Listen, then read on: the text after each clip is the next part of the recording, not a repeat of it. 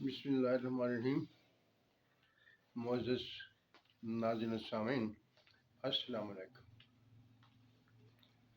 حضرت ابو بکر صدیق رضی اللہ تعالیٰ عنہ پہلے خلیفہ ہیں، اور جیسا کہ حدیث مبارکہ ہے، ہر امت کا ایک صدیق ہوتا ہے اور میرا صدیق ابو بکر ہے۔ حضور اکرم صلی اللہ علیہ وسلم نے یہ بات فرما کر حضرت ابو بکر صدیق رضی اللہ تعالیٰ عنہ کی شان کی بلندی بیان فرما دی۔ لیکن اس کے ساتھ دیکھنے والی اور ایک بات بھی ہے جو حضرت عمر فاروق رضی اللہ تعالیٰ عنہ نے ارشاد فرمائی تھی کہ اے ابو بکر، آپ پیچھے آنے والوں کو بہت مشکل ٹائم دے گئے ہیں، ان کے لیے بہت بڑا سخت معیار قائم کر گئے ہیں جو ان کے لیے اسے مینٹین رکھنا بہت ہی مشکل ہے۔ بہت سے واقعات ہیں جو حضرت ابو بکر صدیق رضی اللہ عنہ کا خلوص، ان کا ایمان، خدا سے محبت، نبی سے محبت کو ظاہر کرتے ہیں، لیکن میں ایک واقعہ آپ کے سامنے بیان کرتا ہوں جس سے معلوم ہوگا کہ حضرت ابو بکر صدیق رضی اللہ عنہ کا کتنا مقام بلند تھا اور وہ دین اسلام کے کیسے شہدائی تھے۔ کہا جاتا ہے مدینے کے گرد و نواح میں ایک بوڑھی عورت رہتی تھی جس کو کوئی بھی اس کی نگہداشت کرنے والا نہیں تھا۔ وہ اکیلی رہتی تھی، اس کی نگاہ بھی نہیں تھی، بوڑھی تھی، اس کو نظر بھی نہیں آتا تھا۔ حضرت ابو بکر صدیق رضی اللہ عنہ ہر روز صبح نماز سے پہلے اٹھتے، اس کے گھر جاتے، اس کے گھر کی صفائی کرتے اور اس کو کھانا کھلاتے۔ وہ بوڑھی عورت تھی، اس کے منہ میں دانت نہیں تھے۔ حضرت ابو بکر صدیق رضی اللہ عنہ پہلے وہ لقمہ خود چبانے کے بعد اس بوڑھی عورت کے منہ میں ڈالتے تاکہ وہ آسانی سے اسے کھا لے۔ حضرت ابو بکر صدیق رضی اللہ عنہ نے کبھی اپنا نام نہیں بتایا اس بوڑھی عورت کو، نہ اس سے کچھ پوچھا۔ وقت گزرتا رہا، حضرت عمر فاروق رضی اللہ عنہ کو اس بات کی ٹوہ لگی کہ حضرت ابو بکر صدیق رضی اللہ عنہ کہاں جاتے ہیں۔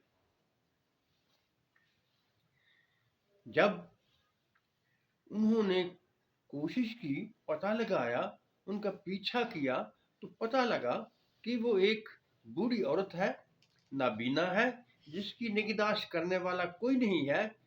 سب سے پہلے حضرت ابو بکر صدیق اس کے گھر جاتے ہیں، اس کی صفائی کرتے ہیں، اس کی خدمت کرتے ہیں، اس کا پانی رکھتے ہیں اور پھر دوسرے کاموں میں مشغول ہوتے ہیں۔ اتفاق سے جب حضرت ابو بکر صدیق رضی اللہ عنہ اس جہان فانی سے رحلت فرما گئے تو اس سلسلے میں کچھ دن تک، 1 یا 2 دن تک حضرت عمر فاروق رضی اللہ عنہ کو وہ بات یاد نہ رہی کہ حضرت ابو بکر صدیق رضی اللہ عنہ ہر روز اس بوڑھی عورت کے لیے، جو کہ معذور عورت تھی، جس کو نظر نہیں آتا تھا، اس کی خدمت کے لیے جاتے تھے۔ جب انہیں یاد آیا تو اسی طرح سے وہ حضرت عمر فاروق رضی اللہ عنہ بھی اسی وقت اس عورت کے گھر گئے، اس کا گھر کی صفائی کی، اسے کھانا تیار کر کے دیا اور کچھ کھجوریں بھی ساتھ لے گئے تھے جو ان کو کھانے کے لیے دیں۔ جب اس بوڑھی عورت نے وہ کھجور اپنے منہ میں ڈالی تو وہ کہنے لگی، کیا تمہارا ساتھی فوت ہو گیا ہے؟ حضرت عمر فاروق رضی اللہ عنہ بہت حیران ہوئے کہ اس نابینا عورت کو کیسے پتہ چلا کہ حضرت ابو بکر صدیق رضی اللہ عنہ وفات پا چکے ہیں، اس جہان فانی سے رحلت فرما چکے ہیں۔ انہوں نے پوچھ لیا، اے اماں بتاؤ تمہیں کیسے پتہ چلا کہ وہ شخص جو ہر روز آپ کے کام کرنے کے لیے آتا تھا، آپ کی خدمت کرتا تھا، وہ اس جہان سے چلا گیا ہے؟ وہ بوڑھی عورت کہنے لگی، وہ جب بھی مجھے کھجور کھلاتے تھے تو اس میں سے گٹھلی نکال کر کھلاتے تھے، جب تم نے وہ کھجور میرے منہ میں ڈالی تو اس میں گٹھلی نہیں نکالی تھی۔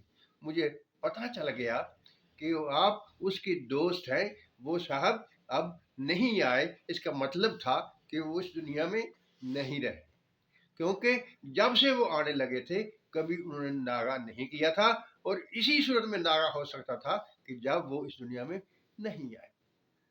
معزز ناظرین السامعین، یہ ہے ہمارے ان خلفاء کا کردار، ان کا ایمان اور ان کی دین سے محبت۔ دین ہے ہی اصل میں دوسروں کی خدمت کا نام۔ اللہ تعالیٰ نے قرآن شریف میں جو اصول و احکام بیان کیے ہیں وہ لوگوں سے برتاؤ کے معاملے میں ہیں۔ دو ہیں، ایک چیز اللہ کی عبادت ہے اور ایک مخلوقات سے تعلقات ہیں۔ اللہ کی عبادت ہر کوئی کرتا ہے، لیکن فرق جو آتا ہے وہ مخلوقات سے تعلق میں آتا ہے، ان کی خدمت میں آتا ہے۔ اور جو ہمارے خلفائے راشدین ہیں انہوں نے جو معیار قائم کیا ہے وہ بہت بلند معیار ہے۔ میں دعا کرتا ہوں کہ اللہ تعالی ہم میں سے ایسی لوگوں کو توفیق عطا فرمائے جو ان سے آگے تو نہیں بڑھ سکتے لیکن کچھ کوشش کر کے ان کے راستے پر چلنے کی کوشش کریں، تاکہ یہ دنیا ایک جنت کا نمونہ بن سکے۔ معزز ناظرین و سامعین، اللہ تعالی ہم سب کا حامی و ناصر ہو اور اپنی رحمتوں کی بارش کرے، آمین۔ اللہ حافظ۔